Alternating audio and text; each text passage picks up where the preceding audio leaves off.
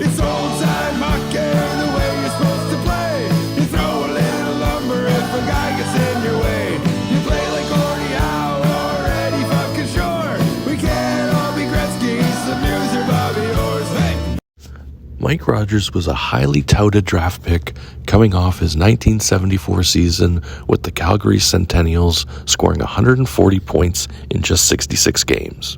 He was drafted in the 5th round, 77th overall, by the Vancouver Canucks in the 1974 NHL Amateur Draft. At the same time, he was drafted in the 2nd round, 19th overall, by the Edmonton Oilers of the World Hockey Association. Rogers would immediately prove he was a talented player by leading the Oilers in scoring that season with 83 points. Halfway through the 75-76 season, he was traded to the New England Whalers. He would play for the Whalers for 3 more seasons, being a steady point producer, until the WHA eventually folded and a handful of teams were merged into the NHL, the New England Whalers being one of them, renaming themselves the Hartford Whalers. Rogers would play 2 more seasons with the Hartford Whalers, leading the team in scoring both seasons with over 100 points. In 1981, Mike Rogers was traded to the New York Rangers, where he would lead the team in scoring in his first 2 seasons, with his first season scoring over 100 points, becoming one of 4 players who had scored 100 points or more in their first 3 seasons, joining the ranks of Peter Stastny, Mario Lemieux, and Wayne Gretzky.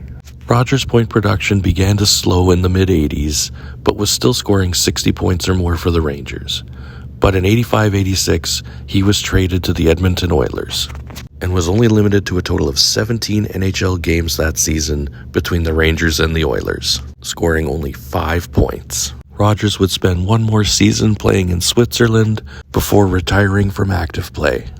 In total, he would play 396 games in the WHA, scoring 145 goals and 222 assists for 367 points.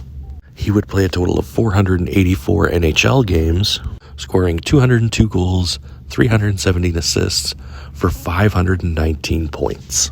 He would win the Paul Deneau Trophy in the WHA in 1975 as the league's most gentlemanly player, and was named to the 1980-81 NHL All-Star Team. Mike Rogers was one of the few players who were in the WHA and found success in the NHL. Possibly one day when the NHL includes WHA numbers with their players, Mike Rogers may find himself in the Hall of Fame. It's old-time hockey, the way you're supposed to play. You throw a little lumber if a guy gets in your way. You play like Gordie Howe or Eddie fucking Shore. We can't all be Gretzky, some news or Bobby Orr's. Hey!